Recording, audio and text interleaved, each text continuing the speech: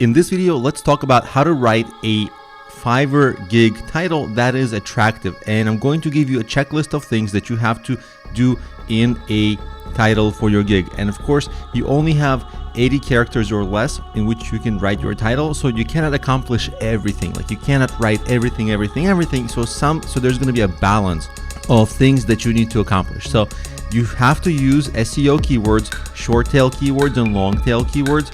So of course, the short tail will be maybe logo design, and the longer version of that, logo design for a restaurant, and an even longer version of that will be logo design for an Asian restaurant. Okay, so those are the variations. And of course, the longer tail, your keywords, the less competitive they are, but they also have less demand. So you got to take care of that. You got to do that research, but you got to combine that with make the promise of the gig some really great benefit that makes it compelling for people to buy.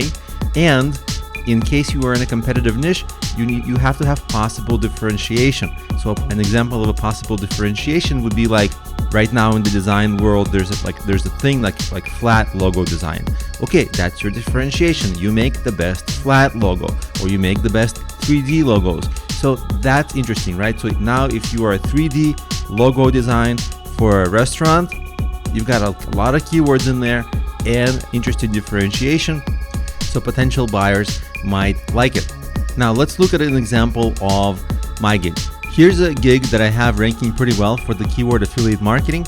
And you see again, if you just put like affiliate or even just affiliate without the word marketing, it will give you some ideas like Amazon affiliate marketing, affiliate link promotion. So I could have used that. I didn't use that because my gig is specific. My gig is unique in this bunch. Like I just do affiliate marketing coaching. That's my differentiation. So I don't actually do the affiliate promotion because I don't believe in those gigs. Like I don't think they're very effective, but I do coaching to help people get it right and have the right strategy, which is kind of the premise of my entire business because I'm more of an educator. So this gig, you'll notice it has a short title, even though you can have a longer title. If you can fit everything into a shorter title, there's still some benefit because it's easier on the eyes and it's more readable. Because look, this long title, it doesn't even show up entirely, right? You see that dot. So it doesn't make sense to people. And if it doesn't make sense, how can it be attractive? Like, let's read it. I will provide complete affiliate marketing setup ready to make what, right? So you have to mouse over, read more. It makes it so much harder for people to read. Whereas if I have a shorter title, of course, I'm missing out on keywords and I'm missing out on some other things, but it's clear and the value is clearly communicated. So that's one benefit. Now notice it says in every one of these, I will. I will is not part of the 80 characters. If I edit the gig title, like here I am in the dashboard of this gig, if I edit it, you see if I get rid of all of it, it says 0. But if I put it back, it says I used only 36 characters. So I can use way more characters, but the words I will, they actually appear there by default on Fiverr. What that means for you is the phrasing of your gig title has to account that they will say I will in front of it. So your sentence has to make sense like that together. That's an important thing and some mistake people get wrong every once in a while.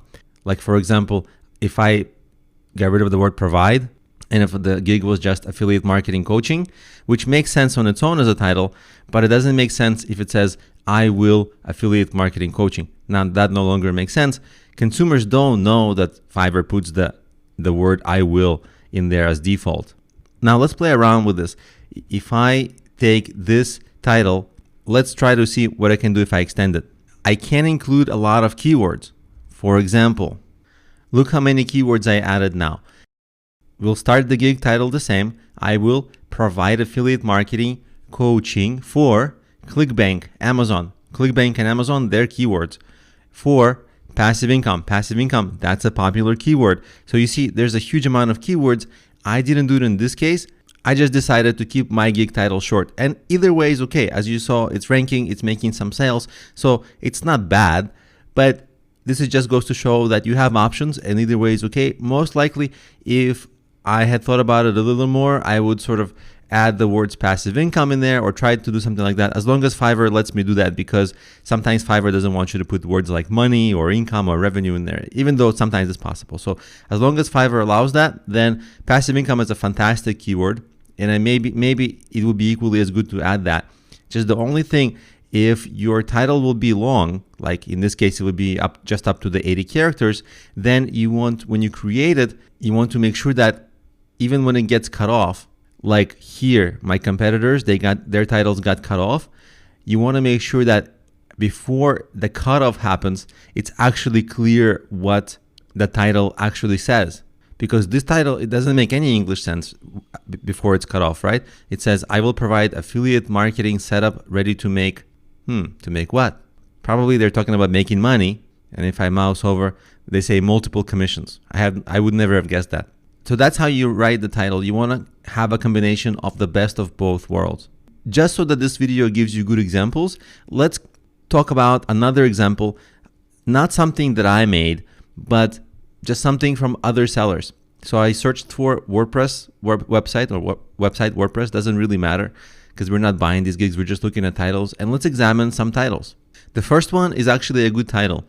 I will create a WordPress website, that's a keyword, design, that's a keyword, or blog with SEO optimization. Now, there's a little bit of an English grammar issue in this title, but it has so many keywords like WordPress, website, design, blog, SEO optimization, that this is actually a pretty good title. And we're looking at only the title. We're not looking at the image. We're not looking at anything else, just the title. Now, this title, I will design, build. That's obviously for SEO because it doesn't make English sense. A responsive WordPress website by Divi theme, and then it gets cut off a little bit. So if we mouse over, it says Divi theme builder, and they have Divi theme, Divi builder. So I think they're trying to rank for the word Divi builder. Again, they're overdoing it on the keywords, and it's losing some punch in terms of being compelling, but obviously it's ranking here well, so they're doing fine with it. But sometimes you need less keywords and more attraction. Like these are, like this one, for example, I think if it was rewritten using 80 or 90% of still the same keywords, but it just in a nicer way, I think good buyers would find that more appealing and more interesting and more trustworthy. Because part of these titles says that the freelancer doesn't have command of the English language, which is actually a part of the buying decision for a lot of buyers, because they'll have to communicate with the seller.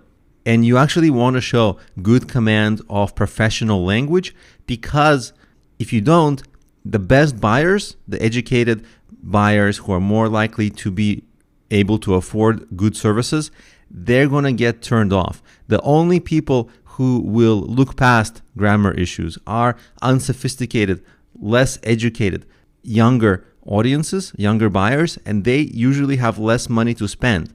Now, I don't want to generalize, but statistically, that is a true statement. So when you're creating your titles, keep in mind, you might be getting some buyers, but if they're like not the best buyers, or they seem to be all broke, or they seem to be just inexperienced, that's because maybe the best buyers are going somewhere else. And likely it's because maybe something in your title or description or image is turning the best buyers off. And that's actually hard to test, but it's really true very often. So my suggestion would be that yes, it's easy after a while to become good with keywords, as you're seeing these buyers are becoming good with keywords, but you also have to write a compelling title for people who are intelligent, because they make up the best buyers.